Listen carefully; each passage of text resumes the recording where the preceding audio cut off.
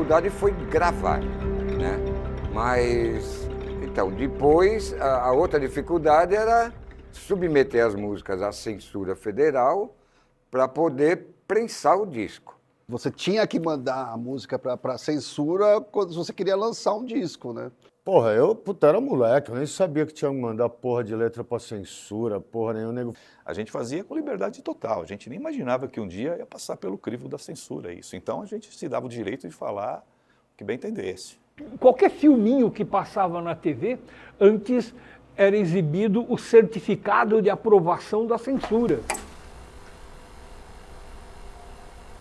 Este programa da Rede Tupi de televisão foi aprovado e liberado pelo Serviço de Censura Federal para ser exibido neste horário. Qualquer coisa que eles não entendessem, eles censuravam. Então, a gente não acredita em nada assim que possa vir de bom por parte da censura, né? Não é uma boa ideia você mandar uma letra de protesto para censura. E a gente tinha plena consciência de que algumas letras talvez não passassem, né?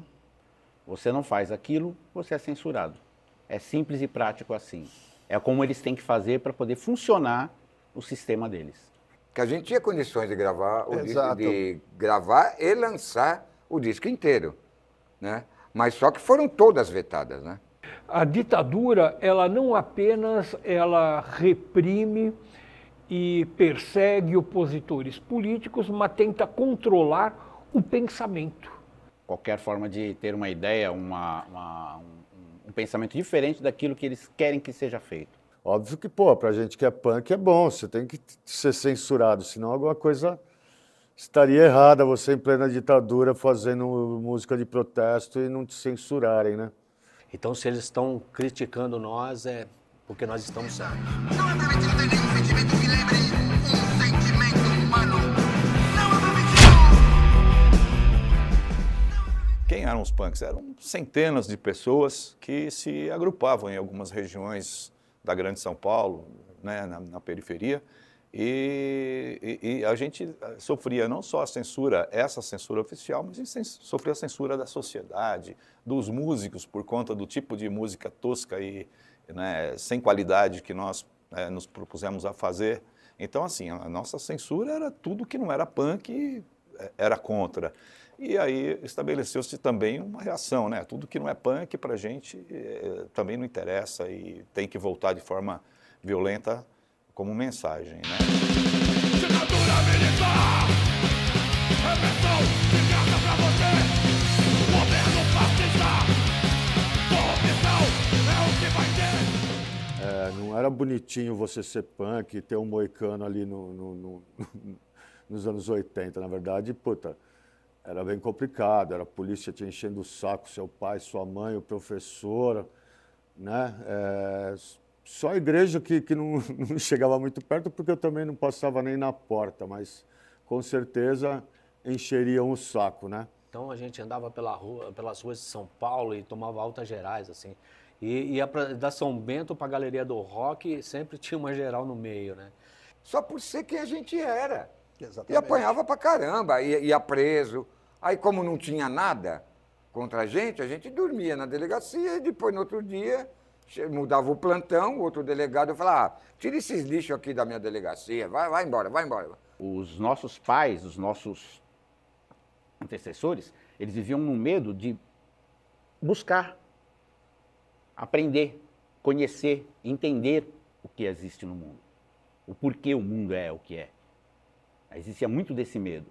E o punk, ele trouxe, o punk e o rock alternativo no geral, ele trouxe essa ideia de você buscar além da fronteira, ir além, ir a mais e tentar conhecer, aprender sobre o que é o mundo, sobre o que é a vida, sobre o que é cada indivíduo, o porquê existe a política, como funciona a política, por que existe a polícia, como funciona a polícia.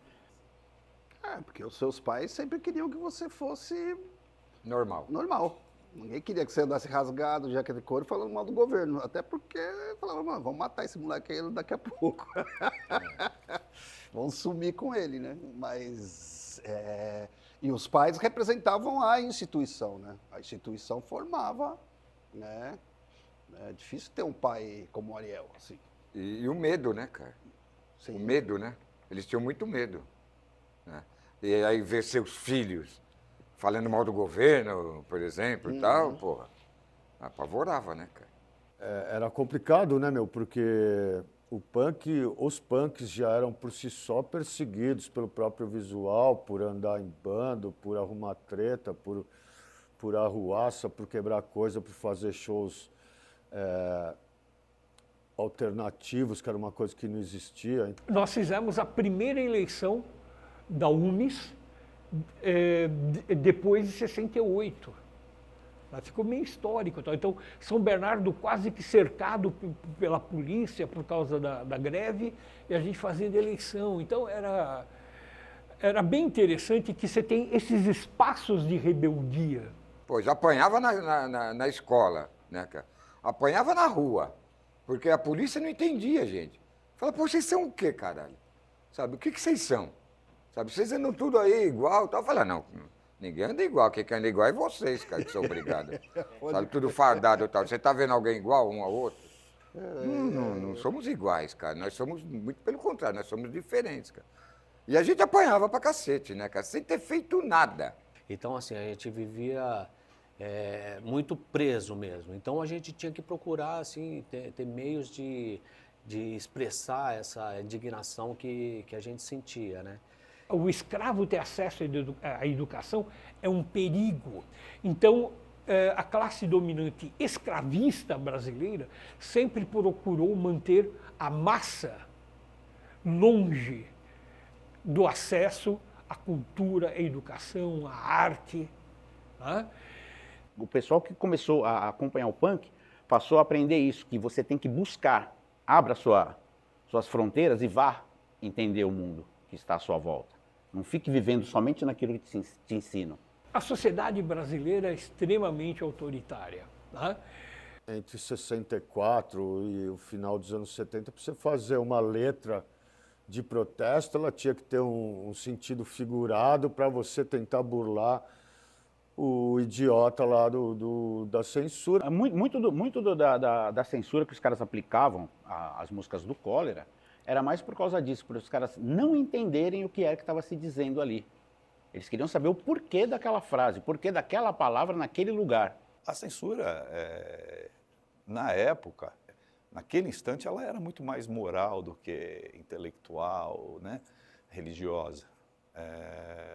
E qualquer coisa que desse essa conotação assim, de invadir essa praia deles aí, no que eles concebiam como, né, as linhas morais deles lá, já era considerado um ultraje, né, uma subversão.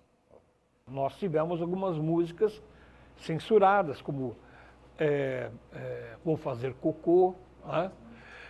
Batman e Johnny. Falando um pouco de censura, né? Contemporizando um pouco. A censura a gente já tinha desde casa, né, cara? Sim. Em casa a gente já tinha censura. Meus pais me odiavam pelo que eu era, né, cara? Então, assim, já tinha censura em casa, tinha censura na escola, que a gente tinha professores de OSPB, Organização Social e Política do Brasil, que eram extrema-direita, né, cara? Então, eles estavam ali para não deixar os alunos pensarem, né, cara? A gente não filtrava, né? Pelo contrário, a gente buscava essas palavras. Qual é a palavra mais agressiva que dá para colocar aqui, mais ofensiva? É essa, então vai essa, meu. Então, era o contrário. A nossa busca era por algo que incomodasse, né? É até engraçado, né? A Polícia Federal censurou, proibiu o cocô. Porque já se viu você falar um palavrão tão terrível como cocô.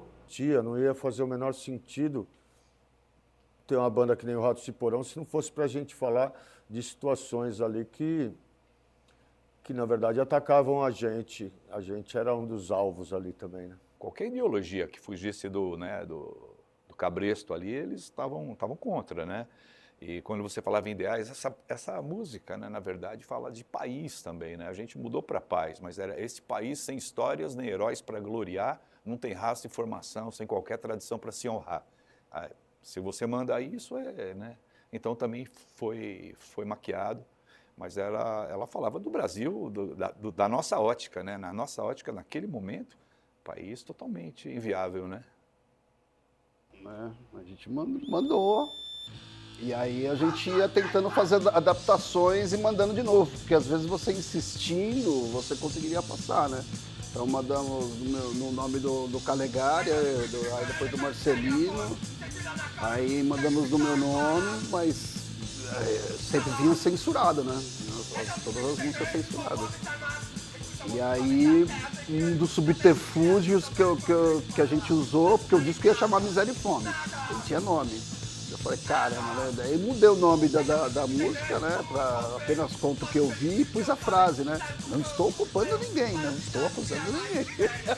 Apenas falo o que eu vi, apenas falo. Pra ver se dava uma amenizada, aí passou.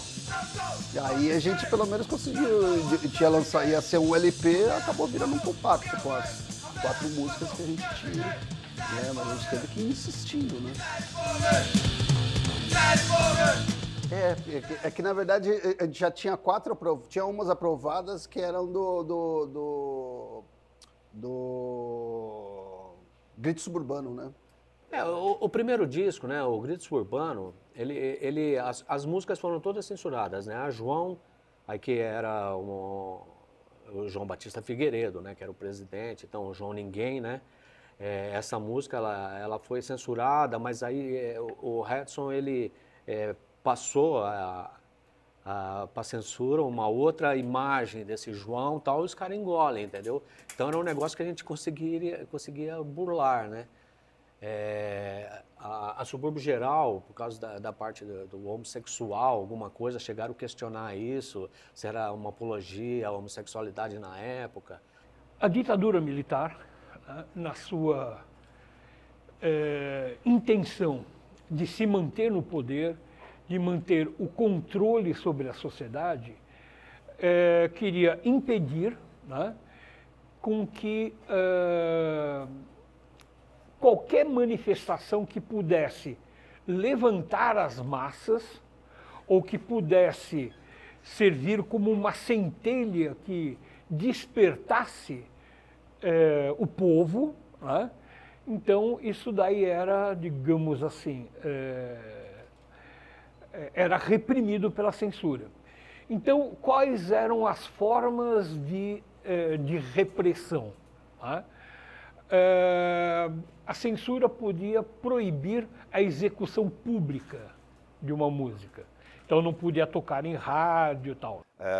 Esse documento em si da censura, eu não me lembrava muito bem dele, porque quem conduziu isso aí foi o Beto, né, o baterista da banda. E ele comentou que foi o seguinte, ele levou esse documento em 1982, que continham todas as músicas da banda.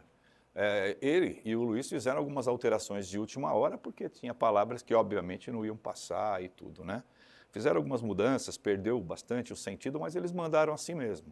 E no final das contas é o seguinte, né? O Jabá era o único que era maior de 18 anos. Daí o resto da banda falou, Jabá, tudo contigo aí, problema seu e tal.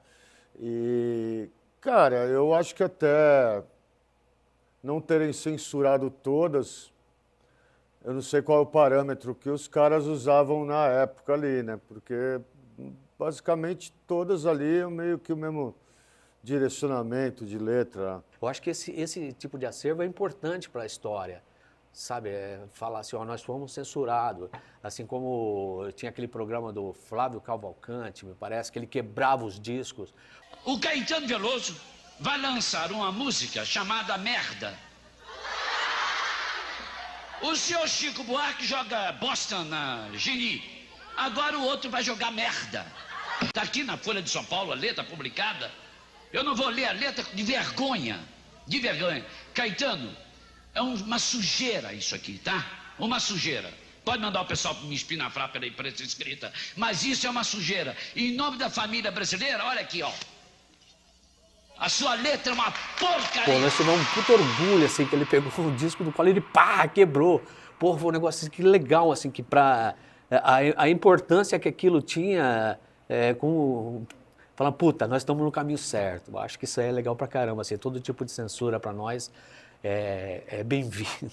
Na verdade, assim, a censura, ela sempre teve essas duas facetas.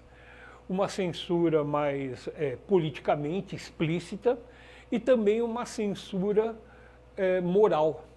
E eu acho que a censura moral, ela servia para justificar a existência da própria censura perante os setores mais conservadores da sociedade. Então a gente já tinha essa censura, né? Aí, porra, e falar de religião, nossa, a religião antigamente mandava, né? Hoje em dia também, né? Mas Exato. hoje em dia são as bancadas evangélicas, né, cara? Mas antigamente a Igreja Católica tinha muito peso, né, cara, na política, né?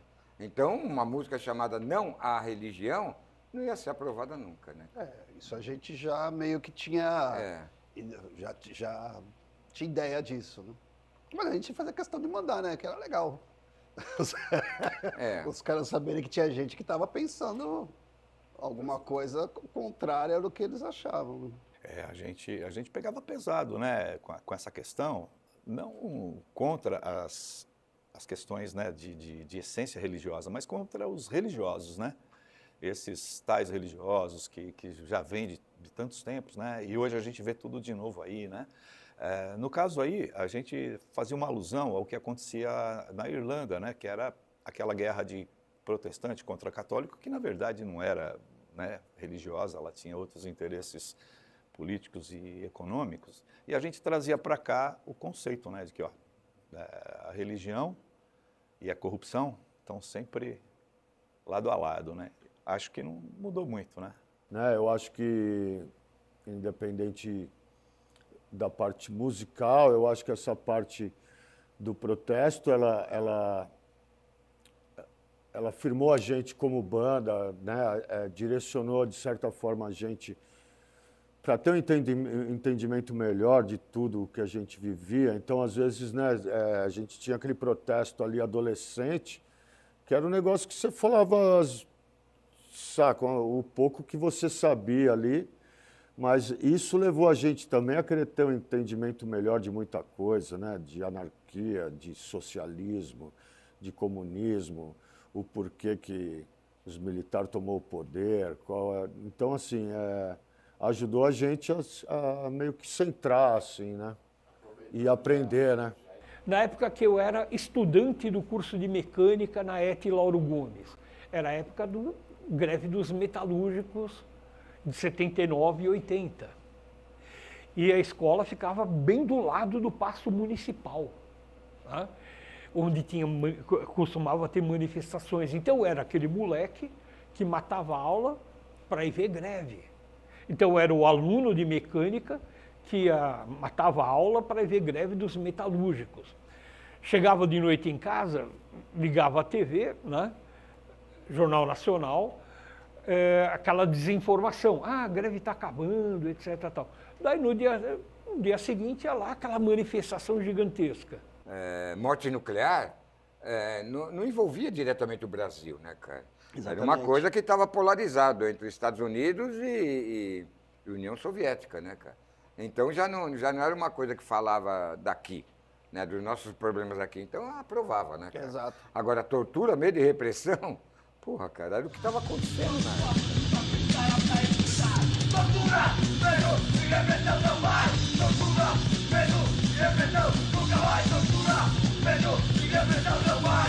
Tortura, Era a nossa realidade, né, cara? A gente via, a gente convivia com pessoas que tinham sido torturadas, sabe? A gente sabia do que estava acontecendo, né, cara? Exato. Sabe? Por mais que tentassem esconder, né, nas escolas, em casa, na mídia, na novela, por mais que tentassem esconder, a gente já sabia, né, cara, o que estava rolando, né? Porque a gente buscava conhecimento, informação fora desses meios, né, cara? Eu acho que o lance, assim, o punk sempre foi vigiado, meio que tudo o que foi feito, né? Desde dos festivais, né? Os primeiros que começou a unir bandas, através disso começou o pessoal a fazer fanzine. Quantas vezes fomos presos no primeiro Nossa. distrito, no terceiro, no segundo, sétimo. no 7, sabe? Na 40. Na 40. Porra, na 40 uma vez nós fomos presos, eu e o Douglas, porque a gente estava pichando a porta do Etal, né? Que a gente era contra um avental lá, né? Um jaleco lá que davam pra gente para fazer aula e tal. A gente tinha que trabalhar, levar esse avental, voltar para a escola com o avental, sabe? Pôr o avental. Então a gente pichou lá, abaixa o avental e aproveitamos, abaixa a ditadura. Aí fomos presos, né, cara, lá na 40, né, cara? Então, sabe, era o tempo todo, cara. Essas músicas eram compostas porque a gente tinha revolta mesmo, cara, de verdade. Porque a gente sentia na pele, na tortura, o medo e a repressão. Não, que eu escrevi Polícia porque eu tava indo em cana todo final de semana.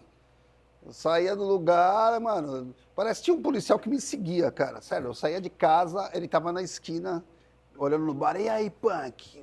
Eu vou te prender, eu vou te matar, hein, punk? Eu, caralho, mano, eu olhava pro cara e falava, mano, vai aí, né? Fazer o quê?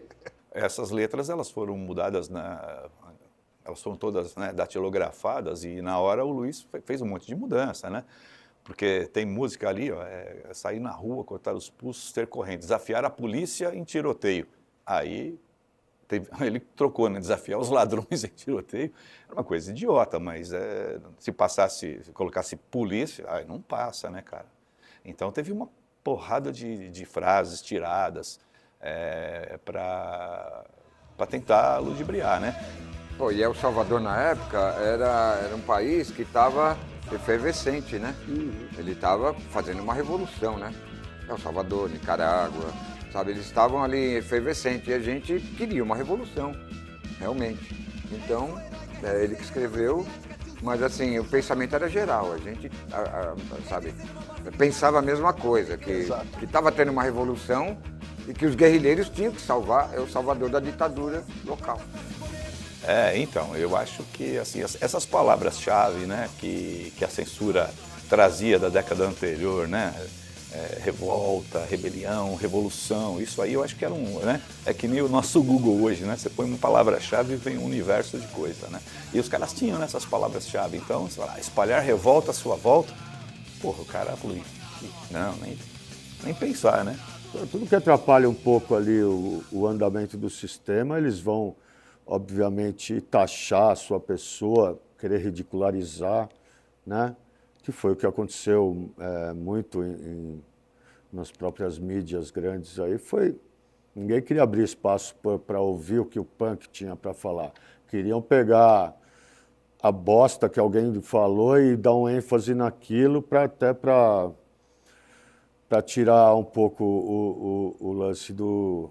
Pô, os caras têm uma união, sabem do que estão falando. Às vezes uma palavra, o resto tinha umas manias de colocar umas palavras diferentes do português, mas tinha sentido. Mas o cara queria que você explicasse o porquê que você colocou aquela palavra. E às vezes era por encheção de saco, por exemplo, vamos dizer, a música Jenny, como você citou. Fala do cigarro. Aí, o que é isso aqui? Não. Tá, entendi. Aí mandava de novo. Aí o cara lá, e agora essa outra frase aqui, por que isso aqui? Agora essa outra aqui. Cada vez que você mandava, o cara achava uma coisa diferente. Parece que ele lia uma linha por vez. Lia uma linha, não entendi, manda de volta. Lê o negócio inteiro e já fala, não entendi isso. Música aí voltava, cada hora era uma linha diferente. Então, assim, miséria e fome é bem um problema que a gente vive até hoje, né? Da reforma agrária, do agro que destrói tudo, né? Da grande produção. Porque se você pensar bem, quem alimenta as pessoas não é o agro, né? São as pequenas propriedades.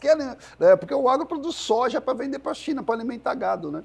Agora, do Tente Mudar Amanhã também, nós chegamos a mandar para a censura, diversas músicas foram questionadas, inclusive censuradas, só que esses são uns documentos que acabaram se perdendo, né? Tanto que nós temos uma pasta da censura federal e não tem. Eu acho que o Retos deve ter usado esses documentos para alguma apresentação, alguma coisa, e esse documento não está nessa pasta. Então, a gente que curtia punk rock, né? Tinha relação com o pessoal que sentava no fundão da sala, que era o pessoal do movimento estudantil secundarista. É um processo, né? A censura estava Ela saiu mesmo, acho que em 88, né? 88. Nunca saiu, né, na verdade, né, cara? Nunca saiu, né, cara? Oficialmente, dizendo... Oficialmente nunca saiu. Né? Mas assim, teve, né, abertura política, tal, né, a partir de 84 e tal, né? Mas não saiu logo, né? Esses órgãos de repressão não saíram assim. E não saíram até hoje, né, cara? Porque a censura está embutida ainda na sociedade, né? E é louco porque não é permitido, eu escrevi olhando a carteirinha de escola do André. Eu olhei, não é permitido não sei o quê, não é permitido não sei o quê. Eu fui, mano. E quando foi isso? Isso foi em 86, 87, Pois é. E, pô, a censura para nós realmente não fazia nenhuma diferença, né? Porque tudo que a gente falava, assim, era para o nosso meio, assim. O punk rock, ele nunca foi de massa, né? Então não tinha nenhuma importância. Tanto que nossas músicas que foram censuradas ou que foram barradas de alguma forma, todas essas músicas foram gravadas. A gente nunca se prendeu a isso. E eles batiam o carimbo lá de censurado e tal, a gente ia, gravava, lançava a música do mesmo jeito. Então a primeira coisa é proibir a execução pública. Mas a censura podia proibir também que entrasse no disco, como aconteceu com a gente na época do Batman. Né? Batman era o segundo disco, que saiu pela Continental, que era uma gravadora grande na época. Né? E primeiro o Departamento de Censura da Polícia Federal em São Paulo censurou, né, proibindo a execução pública. A gravadora recorreu, daí o pessoal da Polícia Federal acho que não gostou do fato de ter sido, o pessoal ter recorrido, e aumentou a rigorosidade, proibiu de entrar no disco. E o problema é que o vinil estava pronto. Corria-se o risco de ter que riscar, faixa por faixa, né, de todos os LPs. Daí o pessoal da gravadora entrou com um recurso em Brasília. Né? E esse recurso em Brasília foi julgado no dia 4 de outubro de 1988. Ou seja, um dia antes de entrar em vigor a atual Constituição. Eles mantiveram a proibição de execução pública. E era uma decisão que valia menos do que 24 horas, porque no dia seguinte a Constituição de 88 punha fim à censura prévia. Né? Então, creio que o Garotos Podres tenha sido autor da última música censurada no Brasil por essa censura oficial. Então, nós ouvimos falar dessa música essa semana, cara. Se Eu fiquei sabendo dessa música ontem. Foi legal. Aliás, as 3 músicas que vocês pesquisaram de 77, o Val me passou, eu olhei, fiquei falando, não lembro disso. Tudo bem, eu esqueço coisa pra caramba. Não pela idade, tá? Antes que você fale qualquer coisa. Não, tem músicas do Cólera que ele não lembra. Imagine música antes do Cólera. Essas músicas, a gente está até se questionando pelo seguinte. Essas músicas são de 77, o Redson ele ia para, acho que era Pirituba ou Osasco, o Tropa Maldita, é uma banda que ele tocava com o pessoal. Essas músicas acho que é dessa época com essa banda que ele estava tocando. Mas tem um problema nisso aí, que é o seguinte, em 77 o Redson tinha 15 anos. Ele era extremamente menor de idade.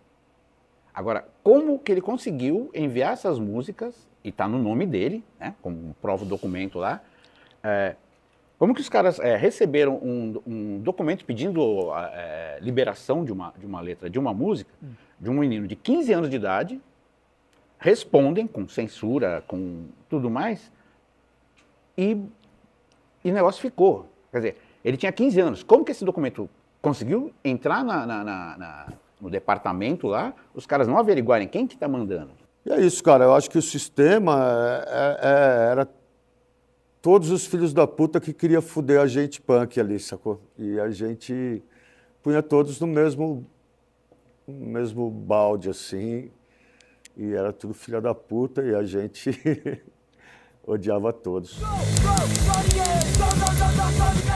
Porra, o recado é que não adiantou nada, meu. Vocês não conseguem censurar uma ideia, vocês podem até censurar uma letra de música, um evento, vocês podem tentar ridicularizar, diminuir a... Mas, cara, a gente era uma erva daninha e a prova disso é que a gente está aí até hoje. Eu acho que a gente tem que agradecer esse bando de imbecil, porque sem que eles quisessem, né, saiu tudo errado para eles, né, deu tudo errado. Sinto muito, mas vocês eram tapados demais. Vocês não tinham noção do que vocês estavam fazendo, vocês eram apenas uma maquininha. Vocês eram um robozinho que recebia uma ordem, fazia aquilo dali e era só. Vocês não passavam de um robô. Qualquer coisa que você fale para uma pessoa desse tipo é perda de tempo. Eu não perderia meu tempo falando qualquer coisa, né? Cara, na verdade, eu ia fazer um pedido para eles escrever no release. Os caras são bons de texto. Olha, falaram tudo que a gente queria mesmo passar. Né? A gente queria passar aquilo mesmo e eles autenticaram isso, né? Exato. Até quem dava o carimbo mesmo era a porra da Solange, né? Cara? Exatamente. Sabe, ela que dava lá o vetado, né, cara? Tinha que passar por ela. E pelo que eu já vi alguma coisa, né? Desses documentos e tal, eram 3 censores, né? Que fazia a avaliação, né? Ah, não só 3. Porque nós estamos diante de pessoas que, além de tudo, são estúpidas. Né? Não são apenas moralistas e repressoras e autoritárias, são estúpidas. Então, por esse motivo, eu não perderia meu tempo falando nada para essas pessoas. Mas, enfim, censura eu acho que, né, é uma coisa que lamentável que a gente conviveu aqui no Brasil. Então, e da minha parte, assim, eu acho assim, mensagem para os censores da época e os atuais, eu acho que mais do que uma palavra, eu acho que tem que ser um gesto.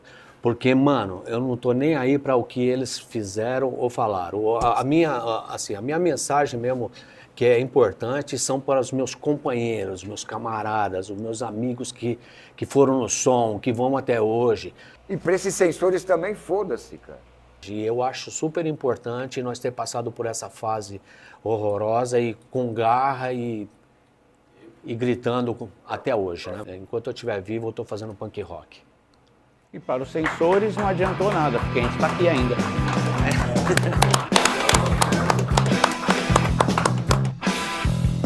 Desculpe aturá-los.